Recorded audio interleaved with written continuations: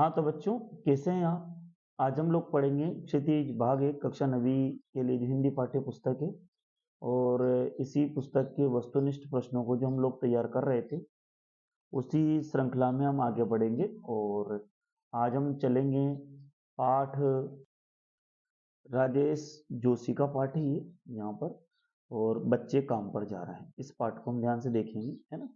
बच्चे काम पर जा रहे हैं और ये जो है बाल मजदूरी के विरोध में लिखा गया था कि भाई बाल मजदूर बच्चे, उनका जो जीवन है वो पढ़ने के लिए होता है, समय पढ़ने के लिए होता है। यदि वो काम करेंगे तो फिर वो आगे नहीं बढ़ पाएंगे। इसी विषय वस्तु पर ये पाठ है। इसी के वस्तुनिष्ठ प्रश्नों को तैयार करेंगे। तो दोस्तों, वीडियो शुरू करने से पहले हर बार की तरह बोलना चाहूँगा, यदि आप चैनल पर नए हैं तो एक बार चैनल को जरूर सब्सक्राइब कर लें। साथ में बेल आइकन को दबाएंगे तो आपको विषय से संबंधित नई नई वीडियो मिलती रहेगी। और आपसे ये बात भी बोलना चाहूँगा कि आप जब भी वीडियो को देखें तो पूरा देखें, एक एक विषय वस्तु को समझें। यदि आप बीच बीच में इधर उधर स्किप करेंगे तो हो सकता है आपको कुछ समझ में ना आए। और हिंदी विषय में कहीं भी कोई भी समस्या आती है, आपको प्रतियोगी परीक्षा 9वीं से लेकर के 12वीं तक या प्रतियोगी परीक्षाओं में कंपटीशन एग्जाम के समय, तो आप मुझसे कभी भी आप मेरे व्हाट्सएप नंबर पे मैसेज कर सकते हैं, मुझे फ़ोन लगा सकते हैं मेरे नंबर पर। और साथ में चाहें तो आप मुझे कमेंट बॉक्स में कमेंट भी कर सकते हैं। कभी भी किसी भी समय आपको आवश्यकता हो, मैं आपके लिए तैयार हूँ। राजेश जोशी ये जो लेखक हैं, ये कवि हैं। ये कवि जो हैं अभी वर्तमान में जीवित हैं। ये कुछ रचनाएं हैं। नरसिंह जिले में, मध्य प्रदेश के नरसिंहगढ़ जिले में ये इनका जन्म हुआ है। वैसे तो मध्य प्रदेश में नरसिंहगढ़ जिला है नहीं, राजगढ़ तहसील के अंदर आता है नरसिंहगढ़। तो ये एक तहसील है शायद, है ना। नरसिंहपुर जिला है, लेकिन इसमें लिखा हुआ है ऐसा। और ये इनकी कुछ रचनाएं हैं, काव्य संग्रह है ये इनके। एक दिन बोलेंगे पेड़, मिट्टी का चेहरा, नेपथ्य में हंसी, दो पंक्तियों के बीच। और इन्हें माखनलाल चतुर्वेदी पुरस्कार और ये मध्य प्रदेश शासन का शिखर सम्मान, साहित्य अकादमी पुरस्कार से भी सम्मानित किया गया है। तो इनका जो जन्म है 1946 को हुआ था। और राजेश जोशी की कविता जो है बच्चे काम पर जा रहे हैं, है ना। और इस कविता में इन्होंने बताया है कि बच्चों का बचपन छीन ले जाने की पीड़ा को व्यक्त किया गया है। तो कभी पूछे आपसे तो कौन सी पीड़ा है, तो बच्चों का बचपन छीन लिए जाने की पीड़ा व्यक्त हुई इस कविता में, है ना। ये बात भी ध्यान रखेंगे, जो कविता है बच्चे काम पर जा रहे हैं उसमें क्या बताया गया है, बचपन छीन लिए जाने की पीड़ा बच्चों से है। कवि ने उस सामाजिक आर्थिक विडंबना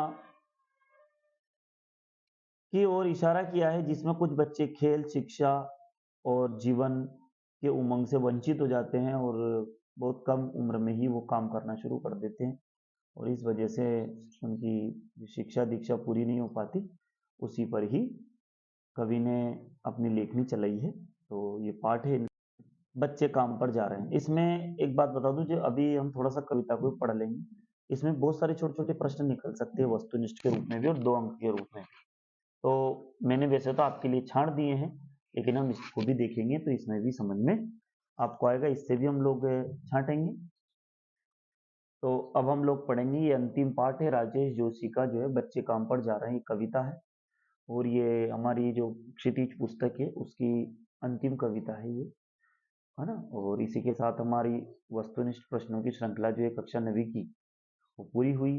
अब हम लोग इसके बाद आगे की ओर चलेंगे। तो देखते हैं, राजेश जोशी बच्चे काम पर जा रहे हैं, ठीक है। अब यहाँ पर प्रश्न नंबर 1 बनता है, कोहरे से ढकी सड़क पर क्या हो रहा है। तो कभी आपसे एक प्रश्न और पूछ सकता है, सड़क किससे ढकी है, तो कोहरे से, है ना। सड़क जो है वो किससे ढकी है, तो कोहरे से एक प्रश्न यहाँ भी बन सकता है ना। तो सड़क कोहरे से ढकी है और उस पर क्या हो रहा है, कोहरे से ढकी सड़क पर क्या हो रहा है, तो बच्चे काम पर जा रहे हैं, ठीक है। जो छोटे छोटे बच्चे काम पर जा रहे हैं उन्हीं के ऊपर ये कविता लिखी गई है। इसके बाद आगे देखते हैं, बच्चे काम पर जा रहे हैं ये कैसे लिखा जाना चाहिए, है ना। कविता को हम पढ़ेंगे तो उसमें आपको समझ में आएगा कैसे लिखा जाना चाहिए। तो ये सवाल की तरह लिखा जाना चाहिए। कैसे लिखा जाना चाहिए, ये सवाल की तरह लिखा जाना चाहिए। देखो जैसे यहाँ भी है ये, है ना, ये ये लिखा जाना चाहिए इसे सवाल की तरह। और सड़क कहाँ से ढकी है? कोहरे से। और बच्चे कहाँ जा रहे हैं? बच्चे काम पर जा रहे हैं। कब जा रहे हैं? सुबह सुबह। ये आपसे ये प्रश्न, छोटे छोटे प्रश्न यहाँ से ही बन सकते हैं। कहाँ से सड़क किससे ढकी हुई है? कोहरे से। बच्चे काम पर कब जा रहे हैं? सुबह सुबह। बच्चे जब जा रहे हैं तो ये कैसी पंक्ति है? भयानक पंक्ति है। इसको कैसे लिखा जाना चाहिए? सवाल की तरह। तो इस तरह से इसको भी आप देखेंगे, समझेंगे तो आपको पता चल जाएगा। आगे देखते हैं हम लोग।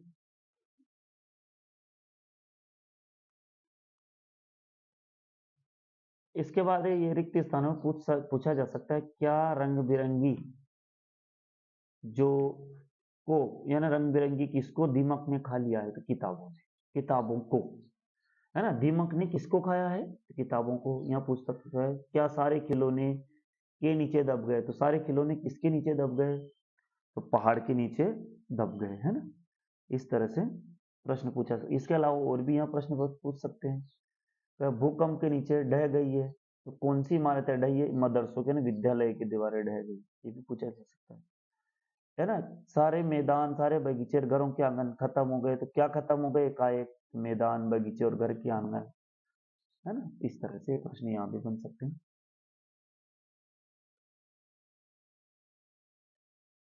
प्रश्न नंबर 5वां, बच्चे काम पर जा रहे हैं, पंक्ति कैसी है? ये हमारे समय की सबसे भयानक पंक्ति है ना। ये पंक्ति जो है, ये भी हमारे यहाँ आता है। ये सब हमारे समय की सबसे ज्यादा भयानक पंक्ति है, ये है ना। ये यहाँ लिखा है, हमारे समय की सबसे भयानक पंक्ति है। ठीक है। कवि राजेश के अनुसार बच्चों के रंग बिरंगी किताबों को किसने खाया? देखो यहाँ भी प्रश्न आया था, किताबों को दीमक ने खाया। तो यहाँ भी बन सकता है, किसको खाया? किताबों को। किसने खाया? दीमक ने। तो मैंने दोबारा बना दिया ये। कवि राजेश जोशी के अनुसार रंग बिरंगी किताबों को किसने खा लिया? तो दीमक ने। कविता में कैसी पीड़ा व्यक्त हुई है? तो कविता में बच्चों से बचपन छीन लिए जाने की, बच्चों का जो बचपन है छीन लिया गया है, तो ऐसी पीड़ा यहाँ पर व्यक्त हुई। कविता में कैसी पीड़ा व्यक्त हुई है? बच्चों से बचपन छीन लिए जाने की। छोटे छोटे बच्चे हैं, उनसे बचपन छीन लिया गया, तो वो पीड़ा जो है कवि को हुई है, बहुत बहुत पीड़ा हुई है। आगे देखते हैं हम लोग। बच्चे काम पर जा रहे हैं, इस कविता में किस प्रथा की व्यवस्था पर चिंता की गई? ऐसे क्या प्रथा है, क्या व्यवस्था है जिस पर यहाँ चिंता की गई है? बच्चे काम पर जा रहे हैं, तो कौन सी प्रथा है जिसकी व्यवस्था पर यहाँ चिंता की गई है? तो हम इसको देखते हैं।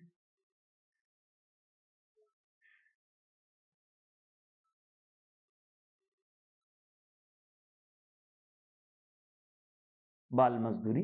इसके बाद प्रश्न नंबर 9, काले पहाड़ किसके प्रतीक है? शोषण की व्यवस्था या सामाजिक असमानता, है ना। प्रश्न नंबर 9 है, काले पहाड़ किसके प्रतीक है? शोषण की व्यवस्था या सामाजिक असमानता।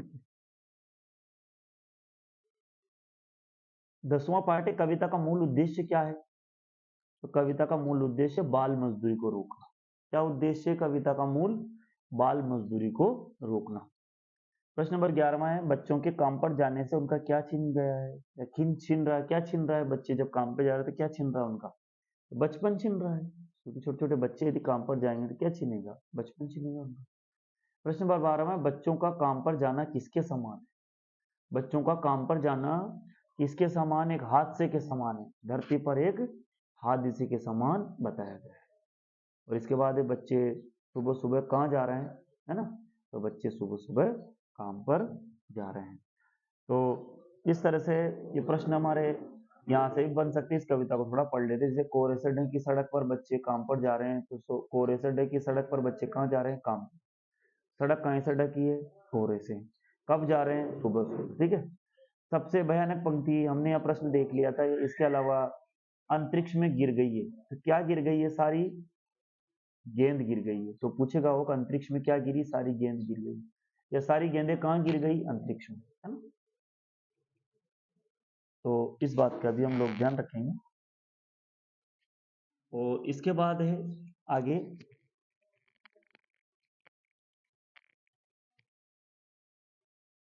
ये कविता आप पढ़ेंगे तो इसमें बहुत कुछ समझ में आएगा आपको, है ना। दीमक ने खा लिया सारी रंग बिरंगी किताबों को, काले पहाड़ किनसे दब गए हैं, है ना।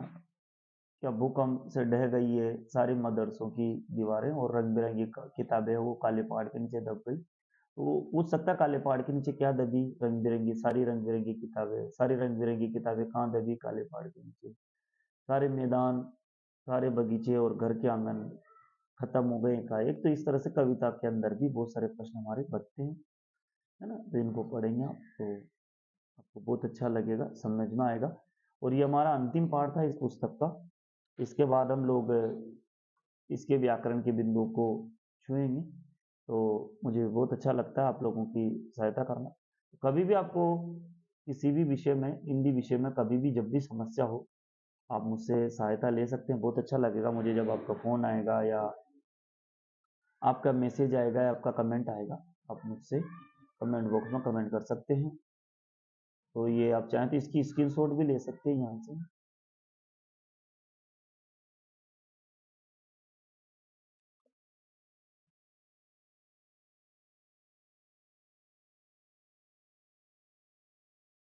हाँ, और इसके साथ ही में ये जो पूरी जो नोट्स की डायरी है, इसकी भी वीडियो आपको भेज दूंगा। लेकिन दोस्तों, आपसे यही बोलना चाहूँगा कि आप अपने मित्रों तक, दोस्तों तक और भी इसको बताएं, उनको पता हो चले, वो भी पढ़ें समझें। और साथ में चैनल को यदि सब्सक्राइब नहीं किया तो सब्सक्राइब करें, साथ में अन्य दोस्तों से भी सब्सक्राइब करवाएं। और जो भी जहाँ समस्या है आप मुझसे जब भी आपकी इच्छा हो फ़ोन लगा करके पूछ सकते हैं। तो आप सभी का ये वीडियो है, अंतिम वीडियो थी हमारी ये। और इसके बाद फिर हम अगले पार्ट की ओर चलेंगे, मतलब क्षितिज जो कक्षा 9वीं की पुस्तक है उसके लिए अंतिम थी। बाकी तो अब हम लोग आगे और वीडियो आपके लिए प्रस्तुत करेंगे अलग अलग कक्षाओं की, व्याकरण की, काव्य शास्त्र से संबंधित। तो आप सभी को ये जो है वीडियो देखने के लिए बहुत बहुत धन्यवाद।